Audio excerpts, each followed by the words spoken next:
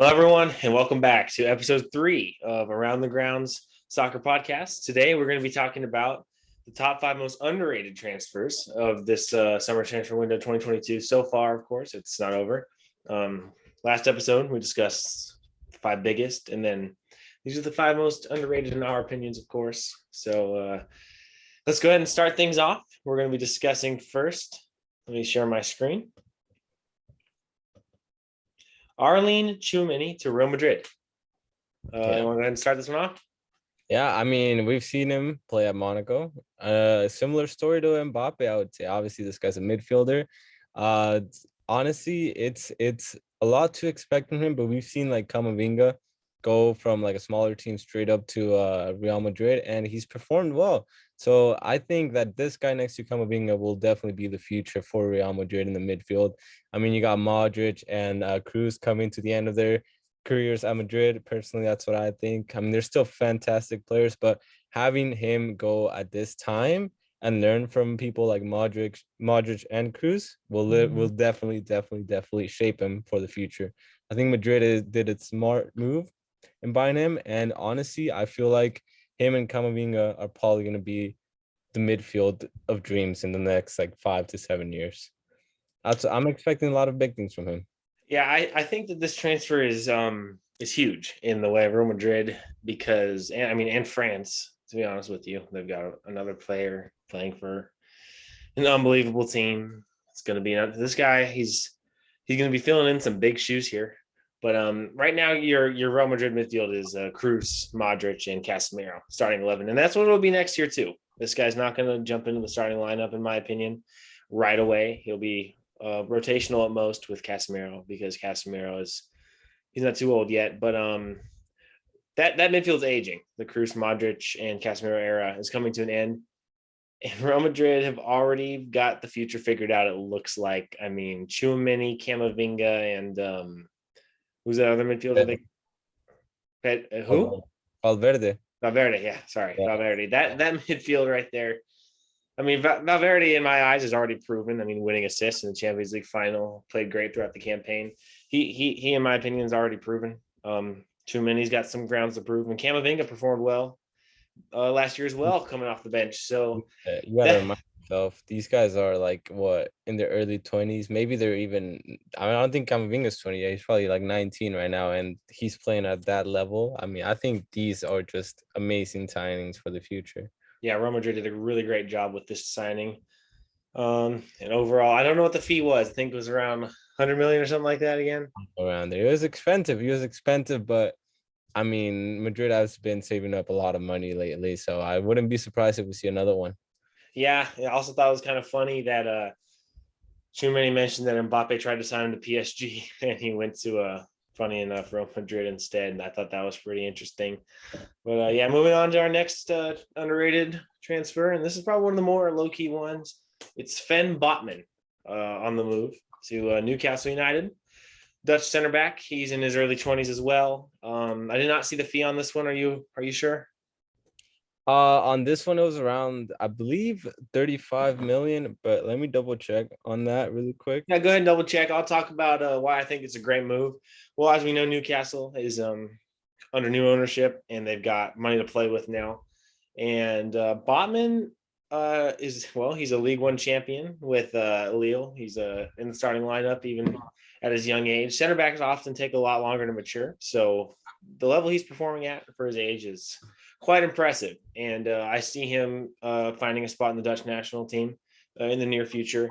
And Newcastle is making steps toward.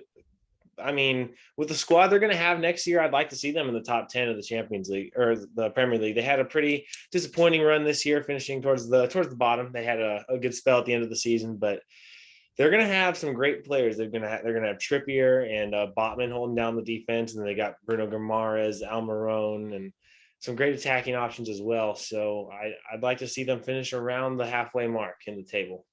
Yeah, I mean, for 35 mil, I mean, this guy's a bargain. I mean, just think about his development. I mean, he's 20. He's going to be in the Prem probably for a long time. And the fact that Newcastle have the money to spend and got him for 35 mil, I feel like it's a steal because Yeah. this guy's got the talent. I mean, he was champion with Lille at the League One a couple years ago, which is incredible. Like that squad was just talented, and the fact that he was like a starter or a main center back in that squad that helped them lead to the championship, then that's just, I think that's going to be a huge signing for Newcastle, and definitely excited to see, next year, because I feel Newcastle are going to definitely push for at least top seven.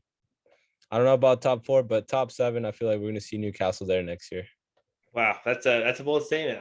I'd love to see it though. I mean, same can be said with Aston Villa, sort of making moves like this. But these are going to be the two teams to watch in the Premier League next year. With some of the signings that they've made, even this transfer window, Aston Villa has made a couple good moves. They've permanently signed Coutinho. Those two clubs are going to be some of the clubs that we're used to seeing at the bottom half of the table. But I think that that's going to start to change. Yeah, I Um, mean, look at the signings they've made. yeah, as you can see here, this one's not so underrated. This is a big transfer, but we didn't get a chance to talk about it in last episode, so we're gonna make up for it here. Uh, Gabriel Jesus is class player. We all know that. This is not a low key transfer. It's not underrated. It's just we didn't get a chance to talk about it because we felt that there were a couple bigger players last episode. But here we are. Gabriel Jesus, Arsenal have their 9 to replace Lacazette and Aubameyang, who departed earlier this year. What do you think, Lil? I This is mean, gonna Arsenal has had some pretty good strikers come in over the past few years, but I feel like none of them have performed as well as they should have. Aubameyang really did step it up for a few games, and then other games he was just disappear. Like I said, never really fit the system. He was just never the top goal scorer, never the top creator or anything for Arsenal. So I feel like they were both a bit of a letdown in their way. I mean, I know Aubameyang left the club in bad terms. Like I said, left the club in good terms, but at the end of the day, he didn't perform as well as Arsenal wanted him to perform, and that's the clue. I mean, Arsenal want to be top four. They need a striker, and Jesus has to perform, because if he doesn't perform, we're gonna look at another season where Arsenal are just fifth place, sixth place, because all they're missing out is just their striker, their main striker, someone who could finish. And that's been their problem for the past few years, and that's gonna be their problem if Gabriel Jesus doesn't actually step up. But I feel like he's gonna be a great signing. I don't know how well he will do, because he didn't get that much playing time at City, which is weird because City doesn't have a striker. So having him on the bench while a team doesn't have a striker is weird. But Pep Guardiola is a weird guy, but he's one of the best, so I wouldn't doubt him. But I think this is a great move for him and for his career, and I feel like he's gonna develop a lot and really turn into the monster he wanted to be and people wanted to see in the Prem. yeah. In my opinion, they need another striker. They need another one on top of Jesus because this guy's yeah, he scored goals when he comes on the field, but in my eyes, he's unproven. He played for Manchester City. Manchester City scores, on average 4 goals a game. Okay, and he had service upon service. Let's be honest. He's got De Bruyne and Mahrez and Foden and all these guys. He's just feasting off of these Grealish. All these crosses coming right into the box to his feet. Just honestly, most of the goals this guy scores are probably just tap-ins that are just slid across the box from Gundogan and all these great options that City have, that's their style of football. So you can't blame Jesus for that. But I think he's unproven. We're gonna have to see how good is this guy going to be beating players one-on-one on the dribble. He doesn't have the physical appearance in my eyes that he's going to be a threat in the air or in the box, really. So he's going to have to create. He's going to have some good attacking positioning. So we'll Right. see how this one works out. I think the link up with Martinelli is definitely going to be a big just booster for him, and I feel like that Brazilian link up and that understanding will really help him, especially in his Arsenal career. Will that be enough? We won't know. We have to wait. But I feel like, I mean, he'll get the chances here, and if he doesn't take advantage of those chances, then we could be considering Gabriel Jesus as one of the biggest, in a way, flops. But that's just to see. I feel like he's gonna get there. He's gonna be an average striker. I can't tell you how well he would do, but I hope they do well. I know Arsenal need him really badly to do well, but I don't know if he's enough. I think Arsenal might need another one. And as you said, the second striker might make the difference. But for now, I mean, they have to rely on Jesus, and we'll see how far he'll take him. Yep, we will see. This is what I'm pretty excited about. of course, Leeds United signed Brendan Aronson this window. I think Brendan is a brilliant player. He's so young. He's a little baby boy. Look at him. I mean, he's got a lot of growing to do, both physically and on his in his game. So this guy is going to be developed in a fabled club in the Premier League, a club with a lot of history, a lot of passion from the fans and from the team. And he's going to be under an American manager, and hopefully that's going to get him on the field more. I'm not saying that's right, but I mean that's just is how it is with these managers. They love their fellow countrymen. So Brendan's got a really good position to be in. He's worked with Jesse Marsh before at Salzburg, and they had a great relationship. And I think that he's gonna this season or the next season will be his breakout season. But I know he's gonna, despite his age, he's gonna get some time on the field in this next season in the Premier League, and I am beyond excited for it. He's a player. He's got the work rate of N'Golo Kante, and he's got a soccer mind. Not as creative as a lot of other midfielders. He's more of a direct. He's a workhorse. He'll outwork the midfielder that he's against for sure. What do you think about this kid? I mean, I don't know much about him, but based on what I've seen him a couple of US games, and he's a pretty, he knows what he's doing in the field, right? And Leeds last year had some players that didn't really know what they were doing. That's why they almost got relegated. And I feel like having someone like him join the team will definitely make a difference. Like he'll make a difference. I don't know if he'll be like good enough to take him up to the top half of the table, but he'll definitely really put him help them not go into that relegation battle that they had last season. And he's just overall a very good player. Obviously he needs a little bit more people around him. I feel like he needs to understand the league a little bit more. So at first I feel like he's gonna struggle a little bit, but once he gets the hang of it, he's gonna be a great player for Leeds. And I feel like if they develop him well, he could be one to look at the future. Yeah, for sure. And he's also got a younger brother in Paxton Aronson, playing in the MLS and U20s for the Americans, and he looks to be just as good. So could we see him join his brother at Leeds in the future? I don't know, but that'd be pretty cool. Both the Aronson boys. I I'm would a love to lookout. see Pulisic at Leeds now that Rafinha left. I feel like that American link up can make the difference. I mean, it's a bold statement. I mean, Pulisic does deserve to be at a big club, but if it comes, if it comes to playing time, I feel like he would fit perfectly at Leeds. Yeah, we discussed Pulisic a little bit in the last episode. I try not to focus on it too much, but where is he on the depth chart? At Chelsea, we don't know. He started 40% of the games last year. That's just rotation. The whole attack's rotation, and as a team and a unit, if you're committed to the team, that might be pretty good for you. If you're committed to winning things, and that might be good. But if you're looking to have playing time as a really young player and develop your game as much as possible, that's not a situation you want to be in. You want to be getting consistent minutes for a club, and Leeds is somewhere that he can find that. But I just don't see it happening because I don't think Leeds. I mean, with the Rafinha transfer, they might have the funds for it, but they might have other ideas with that money. So I don't know. We'll see where Pulisic goes. We might be seeing him in a transfer talk in the near future. I hope personally. So. And then last but not least, we have Takumi Minamino from Liverpool on the way to Monaco in France. What do you think? I mean, based on what I saw at Liverpool, he really didn't reach the expected levels he would reach. He's a flop. He's a flop at Liverpool. It doesn't mean he's a flop as a player, though. I'm sure he'll come back at Monaco, and then Monaco is a perfect fit for him. I mean, Monaco are really good at developing players. We've seen him many times. Mbappe, Tchouaméni, Bernardo Silva. Bernardo Silva. So if this is really a positive move for his career, and the fact that Monaco were willing to take the risk on him, it shows that he has that talent. He has that potential to reach high levels of the game. And honestly, going into the World Cup too, this guy's going to be someone to watch. And honestly, I feel like this is a great move for him.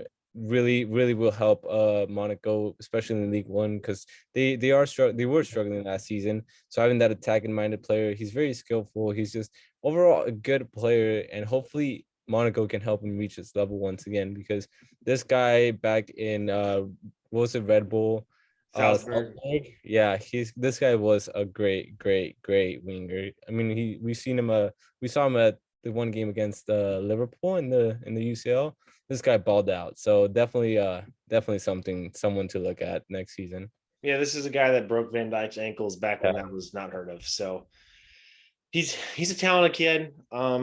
That Salzburg team, by the way, was a fun one to watch with him, Holland, and yeah, it was a fun team to watch. Fortunately, we don't see that anymore. Daka was there. Okay. Yeah, that was a cool team. But yeah, Minamino, the fee was what? It was 17 or 18 mil. So it 17 or was 18 mil. pretty much a bargain, you know.